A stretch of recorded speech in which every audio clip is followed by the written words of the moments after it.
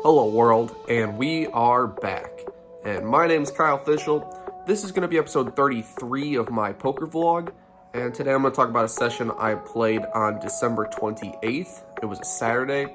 And for me, December is actually going pretty well. So that's much needed for both the bankroll and life. I attribute a lot of it to putting more time in studying than on the Poker Go and a lot of other poker related articles online, as well as reading a lot of comments in my own videos, which give me more optimal lines and help me fix some leaks in my game. So any hand you think I played well or horrible, please leave a comment. I will definitely read it and most likely respond. So the first hand, the opponent in this hand is a very competent reg at the card room, and he's played much bigger games. He just came from a 5-5 PLO table, so dropping down to 2-5 Texas Hold'em. I don't know how well he would adjust to the stake sizes. I think his bets would be a lot bigger than normal because he's a competent reg and he gave me permission to call him Meathead. I'm not sure exactly how he's going to react to the new table of the new game,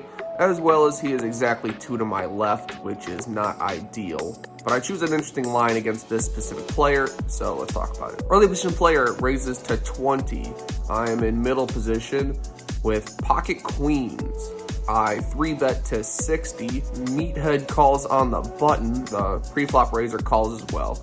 So we're going to 3 ways to a flop, which I pray will be low, which is pretty wonderful. It's deuce, deuce, 3, 2 diamonds. Pre-flop aggressor checks. Me in middle position, I am gonna raise kind of on the bigger side. So I size to 100, kind of a dry board. I mean, there's a flush draw out there, but a board that really shouldn't connect with me all that often. I don't think he's gonna believe that I have an overpair, and I think he's just gonna call at least once to a bigger bet. And he does, he calls. Pre-flop aggressor folds. Turn is the 7 of hearts. Brings a heart flush draw as well as a diamond flush draw. Here's where things go off the rails. I choose a very unorthodox line.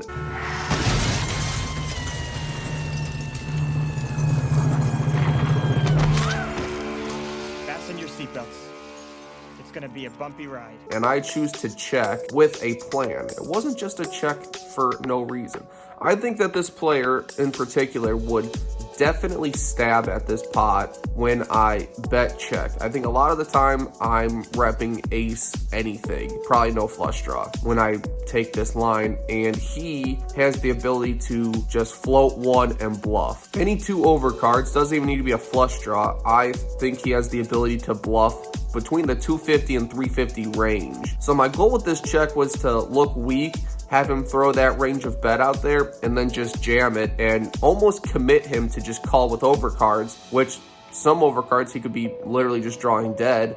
And if he has a flush draw, he's probably going to bet it anyway. I think that this check, a lot of the time I can just get the stacks in on the turn with him with a very weak holding. In this particular hand, he chooses to check it back, which is not how I planned this to go. The river is the king of hearts. So that's not the greatest card, especially because it brings backdoor hearts.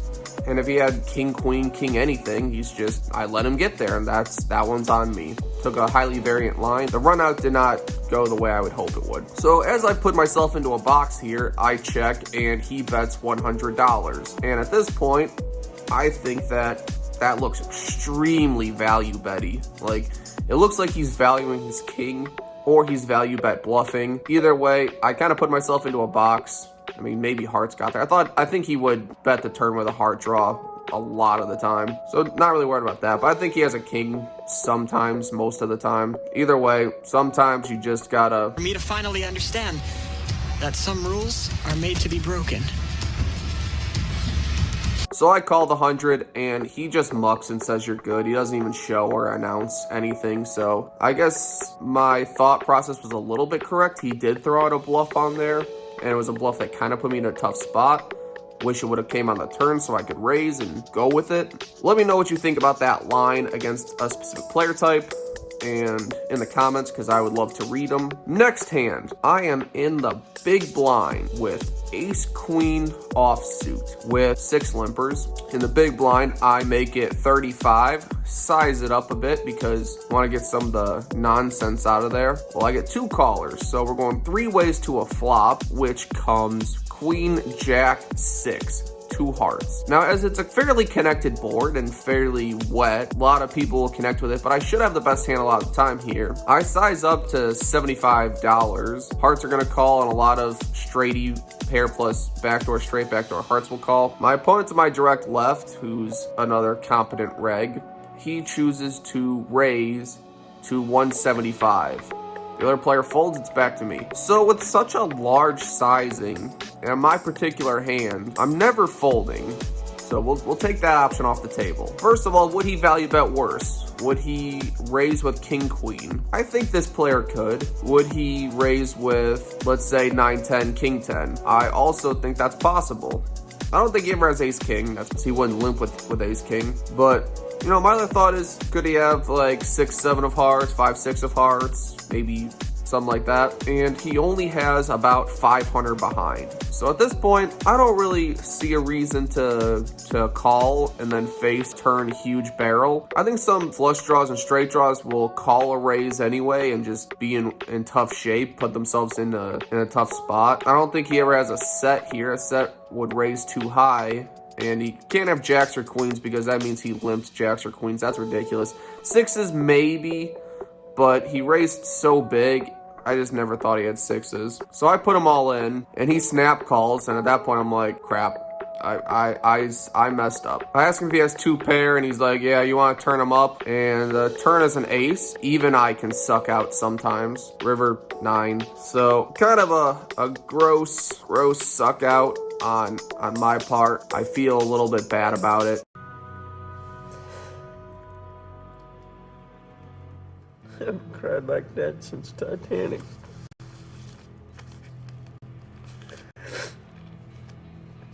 Honestly, but we'll take it because we've been crushed similarly a lot. Next hand, the very next hand, literally stacking my chips, and I'm in the small blind. I have pocket queens. Early position player makes it $15. There's 4 callers. As I'm still stacking chips, no, I'm not going to get any credit for a raise. So I go on the much bigger side. I make it 120, and all 4 players call. You know, my sizing, knowing I was going to get credit for it, didn't know I was going to get that little credit for it. But we're going to go 5 ways to a flop with pocket queens, and it comes king, queen, jack. All spades. Now, as I'm in the small blind and I'm the pre-flop aggressor, my thought process is I'm never gonna fold to a bet. The largest stack of any of the players in there is like $600. I'm gonna try to do a sizing where kind of commit everyone. If they're gonna stay, they're gonna stay, and any nonsense should leave. I mean, maybe even a baby flush would leave, like a 5-6 of spades. They might think that someone has ace something of spades. I just lead out for $300. You know, even like ace 10 no spade, just a straight might just fold. And either way, I'm never gonna fold myself, so that's my reasoning. Goes fold, fold, fold all the way to the last player to act, who thinks for about 20 to 30 seconds. He really looks like he's gonna fold. Like, he looks like he's gonna fold a lot. The fact that I'm like, all right, I'm good. Thank God, no one had anything. Well, eventually he shoves all in, and it's really not a lot. I need an exact count, and it is $304. I'm calling for $4. The run out actually gives me a full house before he finally announces that he has a royal. You know what? I may not shoot you, but you have still royally pissed me off. Kind of a slow roll on even the flop all in. I hope he thinks that he had a lot more money and he's trying to draw me into it, because if he knew he only had, let's say, $100 more than initial bet on such a large pot, that's kind of a ridiculous amount of time to think when you have a royal. Who am I to judge? He wins a massive pot, and then he gets a high hand promotion of $1,500 on top of it. courtesy of Orange City. Congratulations to him, I guess. The next interesting hand, I am actually against the exact same opponent who hit the royal on me. Adds a smidge of dynamic to the hand. I am at the cutoff, king, queen of clubs. Early position player is the player from last hand. He makes it 25. 2 callers to me. I'm definitely not gonna fold here. I don't really need a 3-bet because I think king, queen of clubs plays fine multi-way, and I'm in position anyways. No real reason to 3-bet at this point. One of the blinds call, so we're 5 ways to a flop, which comes queen, 9, 3. 9 and 3 of clubs. We flop very, very well. Pre-flop aggressor, he bets 30, there's 1 caller, and then it's on me, and I snap raise to 85. With so much of the board locked up and so much good turn and river cards that can give me either the nuts or still top pair good kicker, I want to get as much money as I can now and at least take the betting lead away from the opponent in case just a gross like ace of hearts hits the turn. He's the only caller. The other caller of his $30 bet folds. Heads up, which is the 4 of spades. Not the best card, and he leads out for 175. I don't understand the lead. I really don't. Makes no sense to me at all. My thought process is pretty much the same as before. I have top pair good kicker. There's a lot of cards that give me the nuts or close to the nuts. I think his most likely holding is ace queen. I think that one makes a lot of sense because it was a big sizing in comparison to the pot and just how the standard betting in the session was going. It was much bigger than usual. I don't think a set ever does this. I guess he could have ace X of clubs as well, and in which case I double block the clubs and I hope that my top pair is good. So there's hands that I beat that would do this, and there's the hand that I really think he has is ace queen. I choose to take a highly suspect and variant route. Time to nut up or shut up. I jam all in, which was an exact count of 1,080. He thinks for a while, and that's why I know we had to have an exact count. It's like a minute and a half. He's looking at me, and he's asking me questions. I choose to not engage with him at all. I just pick a spot on the table and just stare at it because I'm kind of semi-bluffing, if that makes sense. I really don't want to call because if I call, I'm not likely in a good spot. If he calls with ace queen, he's a hero. Maybe he calls with a flush draw, I'm ahead. Maybe 2 pair folds. I'm not really so certain about that, but I put him to the test. I talk about he's the same opponent as last hand because he has about 2.5k on the table, and he has about 1.5k in his pocket from the high hand promotion. So against this player, he may call light, and he may not be afraid of the money because of how much money he's already won, hitting a royal. So I'm not sure if the jam is good against a player who's heated like that. He might just have that I'm invincible feeling and call it off with ace queen. Not so certain that my line was best there. You can comment below whatever you all think. The longer the opponent thinks about the decision, questions me and grills me trying to get information, and the fact that if he made this call, he'd be calling with a majority of chips that he literally won from me, the more I just start thinking, Like you would ever use that thing. Don't kill me with my own gun! But he eventually does fold, and I show as this hand was gonna make the vlog anyway, and I'm sure a lot of people would see it, so it works out for me. That was awesome. And for the final hand, I am in the cutoff again. This is maybe an hour or so later. I'm in middle position. I have pocket 9s. 3 limpers to me. I limp. Just gonna go for a set mine. The cutoff makes it $25. The both blinds call. I call 7 ways to a flop, which comes 9, 5, 4 rainbow. Pretty wonderful flop. It checks to me, and my usual line with so much of the board locked up with a pre-flop razor.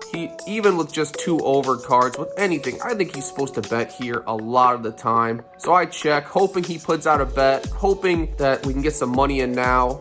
I check, and he doesn't disappoint. He bets $30. Quite a small sizing. It's 2 callers to me. Now I have some indication that someone has something. I'm gonna raise and hope that I get a lot of money in here. I make it 150 on a really big sizing compared to the raise I'm currently facing, but not really for the pot size. And the pre-flop aggressor, who then aggressed on the flop, he laments his luck. He's all bent out of shape and then folds. Another player folds. Player 2 spaces to my right. I can see the wheels turning. He's planning something, and I'm trying to contain my excitement at the time, because just by the look on his face, I'm like, oh, he's gonna go for it. He shoves all in. He says it really quietly. I didn't know what he said. It was like, oh. Dealer, did he say all in? Yes. Call. And I just show my cards face up right at the middle of the table. Probably should have waited to see his cards just so I could add it to the vlog. The run out is not the safest one, as a flush draw gets there and 2-3 gets there. For some reason he had that, as well as 6-7. Really a bad run out, you know, but all things considered. But I'm good. If he had some kind of a set, it's very unlucky to get set over set. If he had some kind of 2-pair, he's dead. So I'll take it, as it was another quite large pot. Soon after that, I rack up and leave. Look at the table. I'm just like, I'm not great at farewell, so that'll do, pig. That's the worst goodbye I've ever heard. And you stole it from a movie. into the game for a single bullet, no add-ons, $800. Out of the game for exactly $22.50. It's a profit of $14.50, which comes out to a $290 an hour. Pretty phenomenal result of 58 big blinds an hour. So December is a heater for us. Please leave a comment on any of these hands, lines that could have been better. I appreciate it, and there will be more to come. Thank you.